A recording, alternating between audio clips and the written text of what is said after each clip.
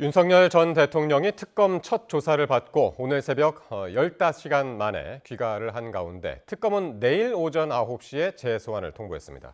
하지만 윤 전 대통령 측은 7월 3일 이후로 출석 일자를 변경해달라고 요청했는데요. 자세한 내용을 취재기자 연결해서 알아보겠습니다. 김다현 기자. 네, 사회부입니다. 예, 윤 전 대통령 측 입장부터 전해주실까요? 네, 윤 전 대통령 측은 오후 5시쯤 입장문을 내고 특검팀에 기일 변경을 요청하는 서면을 제출했다고 밝혔습니다. 첫 조사 이후 불과 이틀 만에 또다시 소환하는 건 피의자의 건강과 진행 중인 재판의 방어권 보장을 고려하면 매우 촉박하다는 취지입니다. 변호인단은 구체적인 일정을 특검과 협의해 성실히 조율하겠다면서 형사 재판 준비가 마무리되고 출석할 수 있도록 날짜를 7월 3일 이후로 조정해달라고 요청했습니다. 또 사법경찰이 주신문을 하는 건 위법하다고 주장하며 피의자 신문 주체와 절차의 불명확성은 절차적 적법성에 치명적 결함을 야기할 수 있다고 비판했습니다. 이와 관련해 내란특검팀은 추후 조치에 대해 내부 검토를 하고 있다고 밝혔습니다. 예. 자, 그런데 이 특검이 윤 대통령의 내일 출석을 전제로 해서 2차 조사를 준비하고 있었다죠? 네, 2차 조사 시 특검은 비상계엄 이전 국무회의 의결 과정과 외환죄에 더해서 어제 조사가 중단된 체포 방해 혐의 등에 대한 추가 조사를 진행한다는 계획입니다. 특히 비화폰 삭제 지시 관련해선 윤 전 대통령 측이 경찰에 신문을 거부하면서 질의가 이뤄지지 않은 거로 파악됐는데요.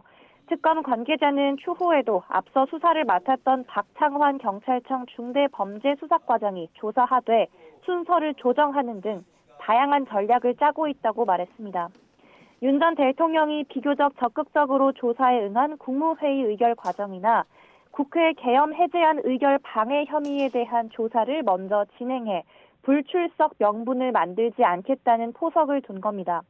아울러 계엄 전후 국무회의에 참석했던 국무위원들 소환 조사가 이뤄질 수 있다고 했는데요. 조사 일정에 대해선 현 단계 특별한 사정이 없으면 공개하지 않을 생각이라고 덧붙였습니다. 예. 그리고 어제 첫 조사가 있었는데 어떻게 진행됐습니까? 네, 윤 전 대통령은 서울고검에 15시간 정도 머물렀지만 특검과의 신경전이 계속되면서 실제 신문 시간은 5시간가량에 그쳤습니다. 특히 윤 전 대통령 측은 경찰 특별수사단에서 체포영장 집행 방해 혐의 사건을 맡아온 박창환 중대범죄수사과장이 조사를 진행하자 반발하며 교체를 요구했습니다. 윤 전 대통령 변호인단은 신문을 맡은 박 총경이 불법 체포영장 집행을 지휘했고 서울중앙지검에 고발한 경찰 중 한 명이라며 가해자에게 조사를 받을 수 없다고 주장했습니다. 이에 대해 특검 측은 박 총경이 1차 체포영장 집행을 지휘한 적 없고 수사 연계성을 고려한 거라고 반박했는데요.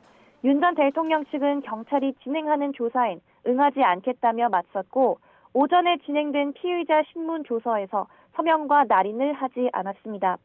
결국 특검은 방향을 틀어 부장검사 주도로 계엄 전 국무회의 의결 과정과 국회 계엄 해제 의결 방해, 외환죄 등에 대한 신문을 이어갔습니다.